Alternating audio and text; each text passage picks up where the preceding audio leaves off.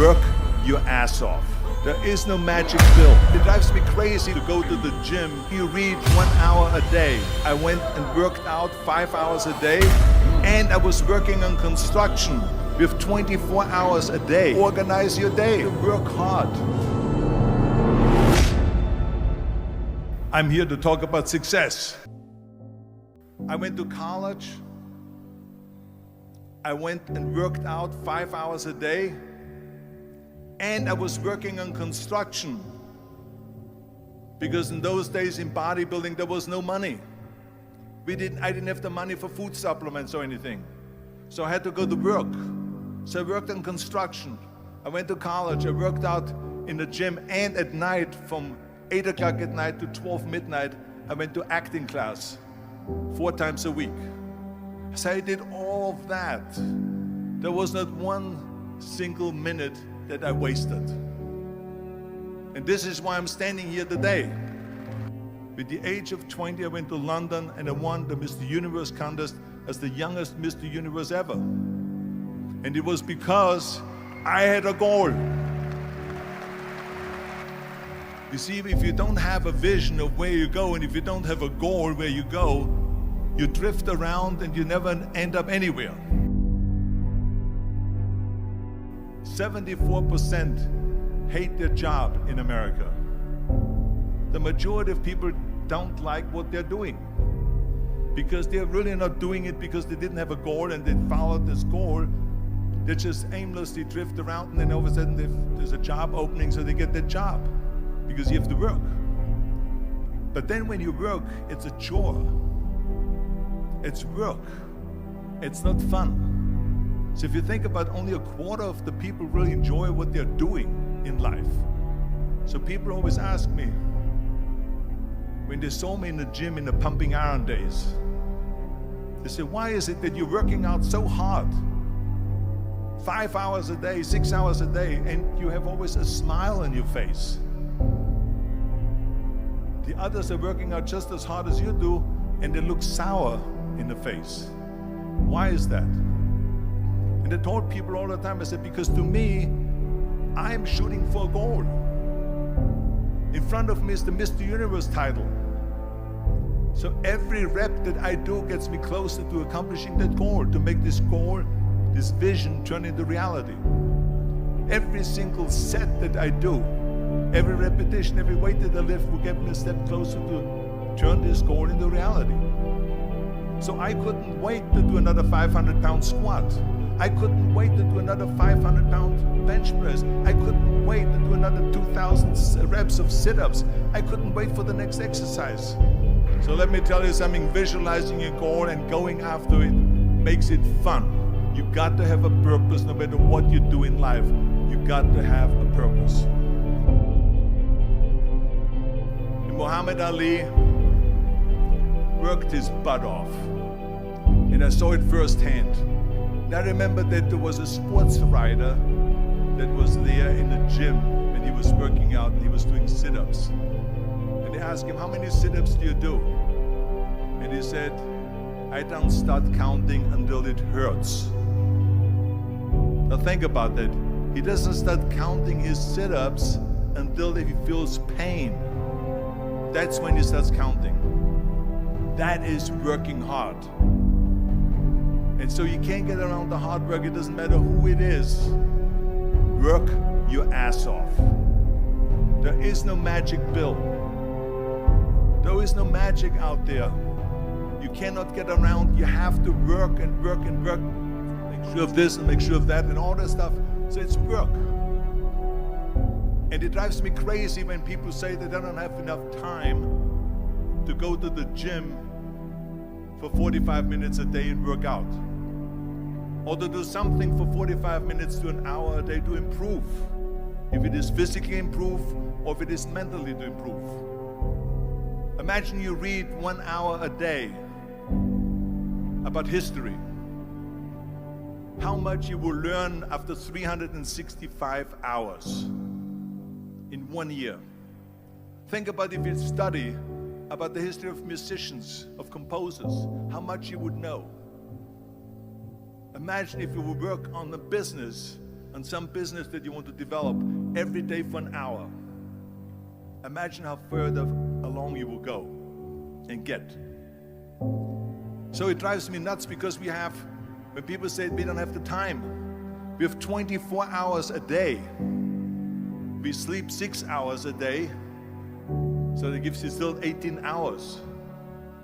So there's someone shaking their head out here in front. They say probably, I don't sleep 6 hours, I sleep 8 hours, right? Or just sleep faster. So we have 18 hours a day.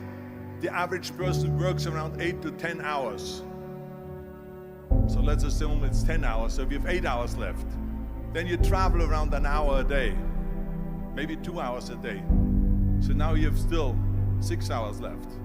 So what do you do with these 6 hours? What do you do with these 6 hours? Then we eat a little bit, then we schmooze a little bit, talk a little bit to people and all that stuff.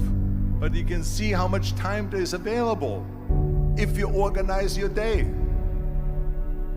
So you got to work hard. I hate plan B. And I tell you why. Because we have so many doubters, as I've said earlier, the no-sayers. We have so many of those people that say no and you can't do it, that's impossible. That is okay because we just turn off, as I said earlier, and we listen and we hear the no being a yes. You can't do it, you can do it, and all of that. So that is possible to do that amongst all the negative people around you. But when you start doubting yourself, that's very dangerous. Because now what you're basically saying is that if my plan doesn't work, I have a fallback plan, I have a plan B. And that means that you start thinking about plan B, and every thought that you put into plan B, you're taking away now that thought and that energy from plan A.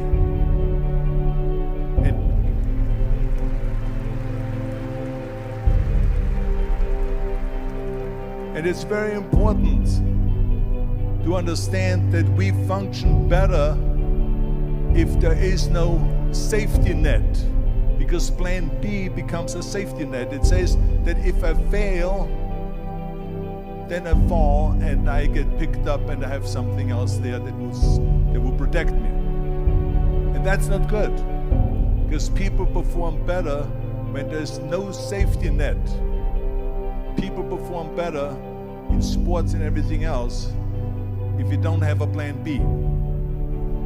I'm telling you, I've never ever had a plan B. I made a full commitment that I'm gonna go and be a bodybuilding champion. I made a full commitment that I'm gonna be in America. I made a full commitment that I'm gonna get in the show business and I'm going to be a leading man. No matter what it takes, I will do the work. I will do the work over and over and over until I get it. And the same was in politics and everything like that. So to me, it is very dangerous to have a plan B, because you're cutting yourself off from the chance of really succeeding. And the reason, one of the main reasons why people want to have a plan B is because they are worried about failing. What is if I fail, then I don't have anything else? Well, let me tell you something, don't be afraid of failing, because there's nothing wrong with failing. You have to fail in order to climb that ladder. There's no one that doesn't fail. Michael Jordan said in one of his interviews, when they said, "You're unbelievable, you're the greatest basketball player of all times." I mean, tell me about that. And he says, well, you're just mentioning the successes. But he says, for me to become the greatest basketball player, I missed 9,000 shots when I was playing basketball at the NBA games. So during these games that he was so successful, he missed 9,000 shots. Does it make him a failure? No. He's one of the greatest basketball players of all times, but he failed 9,000 times. Do you get it? We all fail. It's okay.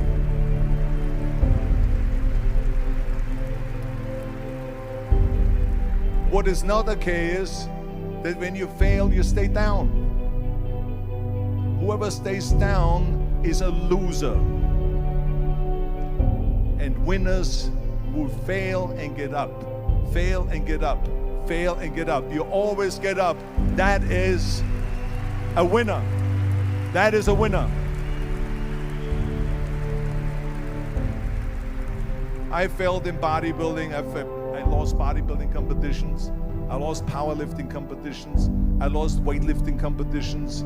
I had movies that went in the toilet and that were terrible and got the worst reviews. And in politics, I remember I had many of the initiatives on the ballot, and we lost. My approval rating in California went down to 28%, and then it went back up again, and I won again the governorship. Hey, we all lose. We all have losses. This is okay, and this is why I say don't be worried about losing, because when you're afraid of losing, then you get frozen. You get stiff, you're not relaxed. You got to be, in order to perform well in anything, if it's in boxing or if it is on your job or with your thinking, is only happening when you relax. So relax. It's okay to fail. Let's just go all out and give it everything that you got. That's what it is all about. So don't be afraid to fail.